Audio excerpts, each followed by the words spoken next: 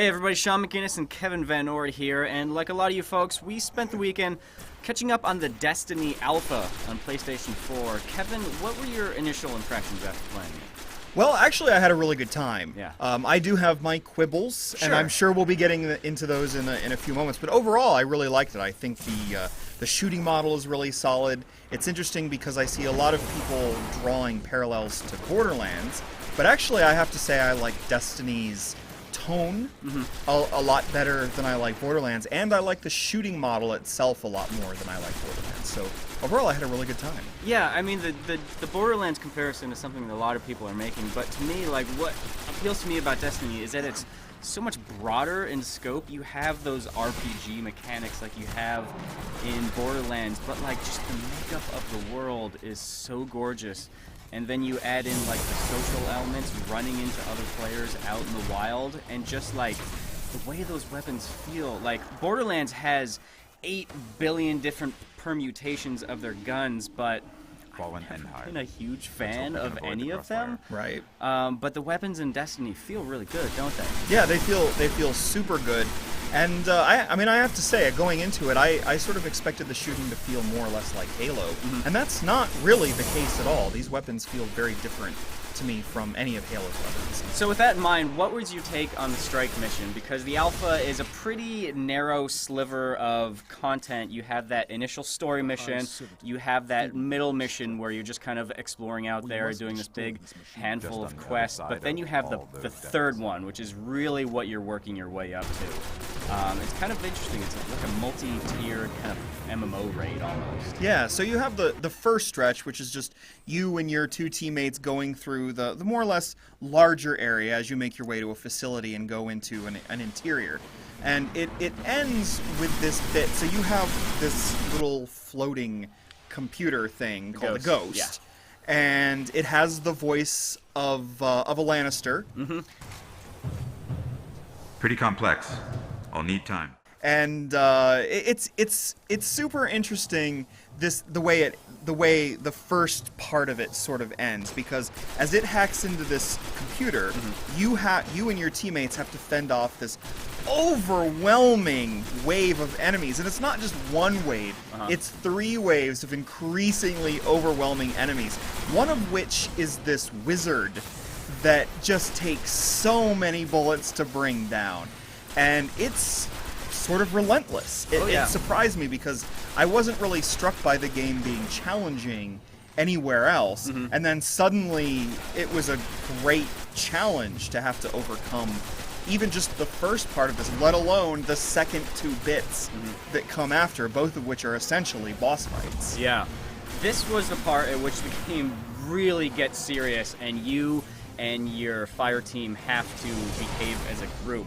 Because if you're all just running around willy-nilly, you're gonna get yourselves killed so fast, and you always need to have that one guy who's still alive and able to revive people or stay alive long enough for that spawn counter to tick all the way down and you get to jump back in automatically. One nice thing, though, is that revival is very quick. So one thing that is sort of a pet peeve of mine in other shooters that do have revival mechanics is that you have to stand there for a really long time to get dudes off the ground. In this case, you go over, you just hold the button for a few seconds, and you're up and at them. No worse for the wear at all. So it's nice and snappy. So reviving other players doesn't feel like a chore like it does in a lot of other games. So you like that first sequence of the strike mission. I don't think either one of us really like the second sequence all that much, which is the big Devil Walker, which is kind of like a giant armored spider. So I've done the strike mission, I guess, 3 times now, and it strikes me as though it's just a bullet sponge. There is a way of shooting out its legs and getting it to open and shooting its weak spot, but every time I've played it, it seems to be the more common tactic just to fill it with bullets until it dies. Yeah, and it's weird because it's not a particularly frustrating encounter. It's just really long because this thing lasts forever, and at least in my experience, you just kind of like turtle yourself up in some little corner of the level. You pop out, you fire for a while, you drain all the ammo that you have, wait for those other guys to respawn so that you can kill them, grab more ammo, and then you just keep turtling up and trying to shoot the Devil Walker for the 10 minutes it takes to kill him. Yeah, it's really strange in the bullet sponge kind of way. And actually, if there's one gameplay issue I have with the Destiny Alpha as a whole, it was that sense of things being more bullet sponge than they were actually a real challenge. It wasn't so much I felt like I was having to stay on my toes as much as I just had to stay focused and had to just keep at it. And the Devil Walker is interesting because elsewhere in the alpha, that particular enemy is actually used in a public event where he actually comes down, and it's an opportunity for a bunch of players to kind of like just come together out of the blue and team up and take him on. And there, when you have a bunch more players, it's actually a much more interesting fight because you get more of a group sense. But in this strike mission, when it's just 3 of you, it takes so much longer to kill them. It really does. And then, of course, that leads into the third leg of the fight, which is the one against Seppings Prime. Did I get it right? Something Seppings like Prime, that. Yeah. Yeah. So this is actually more interesting than the Devil Walker, at least, because you've got this giant orb that sort of shoots lasers out of it. Plus, you're being, swarmed by hordes of normal enemies coming after you. Although after a while, they get pretty tough, too. You've got a couple of those shielded enemies in particular that can just take seemingly forever to bring down. Again, it's a lot about the bullet sponge. But the orb's really interesting because it'll teleport into different places and move around. Yep. And suddenly I'll be standing there trying to whittle down all the regular guys, and suddenly it teleports and it's right on top of me and I gotta move, and what am I gonna do? Oh my god! So yeah, I like that bit of the fight. There were times where I really just felt suddenly overwhelmed and I had to run and get my breath and try to tackle it from a different angle. Yeah, I really like the Seppings Prime battle a lot more than the Devil Walker one because, like you said, it was just more dynamic. There was more movement. It wasn't just you popping out and shooting it. It didn't feel like a war of attrition with the Devil Walker.